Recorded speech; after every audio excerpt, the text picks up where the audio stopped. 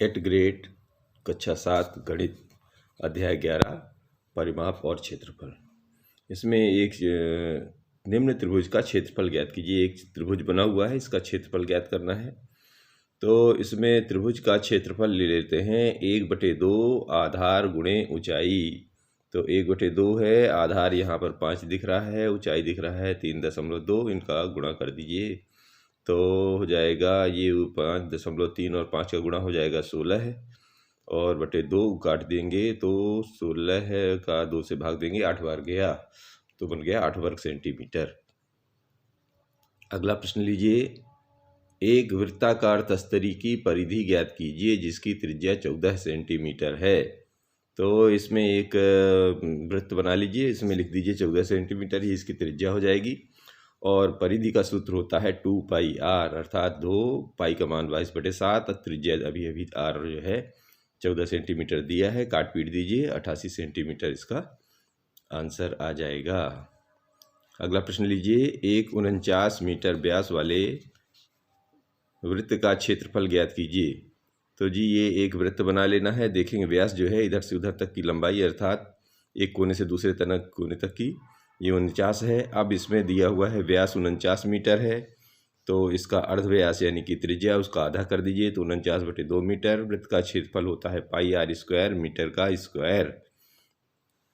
अब मान रख दीजिए, ये देखिए 22/7, पाई का मान 49/2 और 49/2, चूँकि r² 2 बार है, r² जो है का मान r का 2 बार लिखना पड़ेगा, r/49/2 49/2 काट पीट देंगे तो ये हो जाएगा 1886.5 वर्ग मीटर।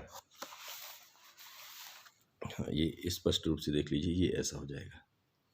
अगला प्रश्न है, एक समांतर चतुर्भुज की आकृति बनाइए एवं उसके क्षेत्रफल का सूत्र लिखिए।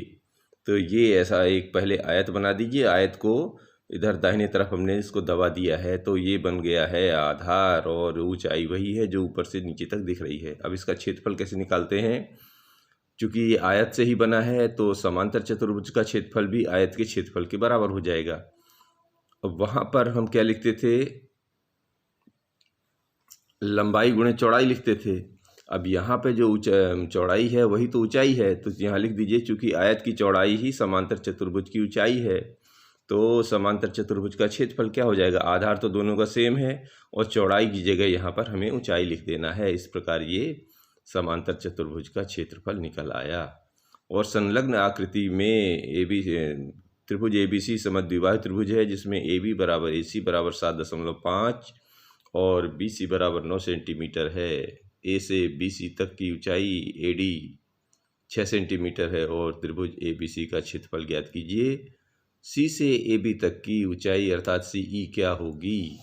तो ये चित्र बना हुआ है, इसमें सब लिखा हुआ है। अब हमको हल करना है। तो दिया है BC यानी कि आधार जो है इस वक्त 9 सेंटीमीटर है, ऊंचाई दिया हुआ है AD 6 सेंटीमीटर, तो इसका क्षेत्रफल निकाल लीजिए। तो त्रिभुज ABC का क्षेत्रफल हो जाता है 1/2 आधार गुणे ऊंचाई, अर्थात 1/2 गुणे BC गुणे AD।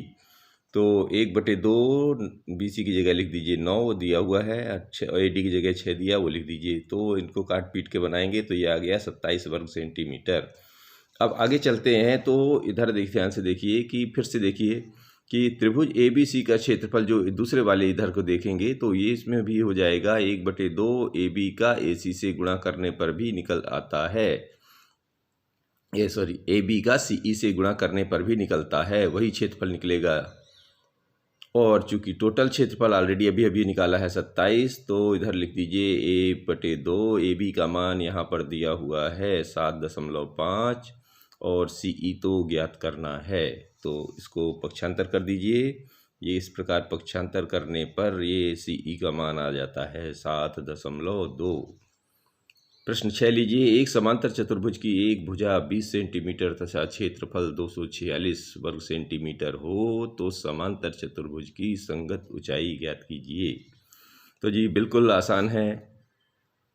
समांतर चतुर्भुज का क्षेत्रफल अभी निकाला आपने ऊपर थोड़ी देर पहले, आधार गुणे ऊंचाई होता है। यहाँ पर क्षेत्रफल 246 ऑलरेडी दिया हुआ है, आधार की जगह 20 दिया है, वो लिख दीजिए, ऊंचाई ज्ञात कर लीजिए और तिर्यक गुणा करके पक्षांतर करके ये आ जाएगा 12.3 सेंटीमीटर। अगला प्रश्न लीजिए, यदि एक समांतर चतुर्भुज का क्षेत्रफल 24 वर्ग सेंटीमीटर है और आधार 4 सेंटीमीटर है तो ऊंचाई ज्ञात कीजिए। ये बिल्कुल वही जो अभी अभी किया है वैसे ही करना है। तो समांतर चतुर्भुज का क्षेत्रफल बराबर आधार गुणे ऊंचाई। आधार अभी अभी ये क्षेत्रफल निकाला है 24 और आधार 4 दिया है, ऊंचाई बिल्कुल वही से भाग दे दीजिए ऊंचाई इसका इधर किनारे करके, तो आ जाएगा 6 सेंटीमीटर। बिल्कुल स्पष्ट, इसमें कोई दिक्कत नहीं है। आगे आइए, सुधांशु 7 सेंटीमीटर त्रिज्या वाली एक वृत्ताकार तस्तरी को 2 बराबर भागों में विभाजित करता है। प्रत्येक अर्धवृत्ताकार तस्तरी का परिमाप ज्ञात कीजिए। तो त्रिज्या r बराबर 7 सेंटीमीटर, व्यास 2r अर्थात 14 सेंटीमीटर हो जाएगा। तो अर्धवृत्त देखिए किनारे बना दिया है हम लोगों ने। अब आगे चलिए, वृत्त की परिधि होती है 2πr, तो अर्धवृत्त की हो जाएगी 2πr का आधा अर्थात 2 से 2 कट गया, πr हो गया। तो अर्धवृत्त की परिधि निकाल लिया जी, ये कितनी हो गई, काट पीट के निकाला 22 सेंटीमीटर। अब परिमाप क्या होगा अर्धवृत्ताकार का, तो जो अभी अभी 22 सेंटीमीटर निकाला है उसमें साथ में व्यास भी और लगा दीजिए, यानी कि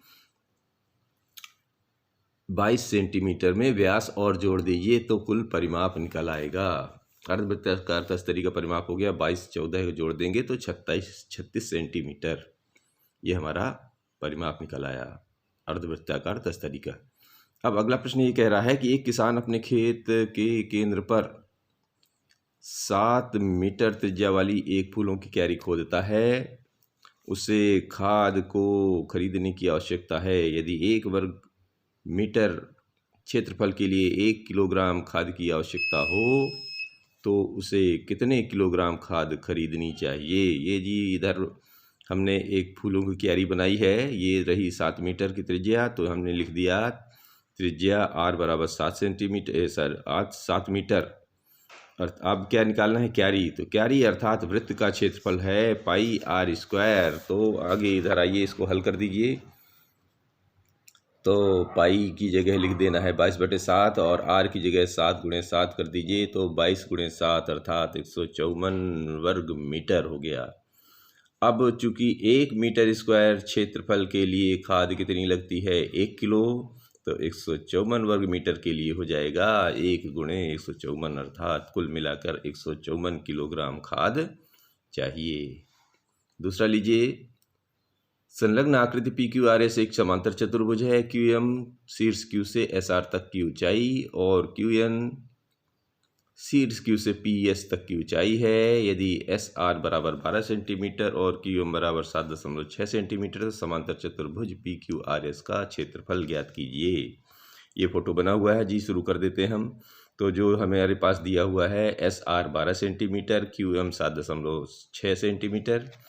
अब हम समांतर चतुर्भुज PQRS का क्षेत्रफल निकालने के लिए उसका सूत्र लिख देते हैं, आधार गुणे ऊंचाई अर्थात SR में QM का गुणा कर दीजिए।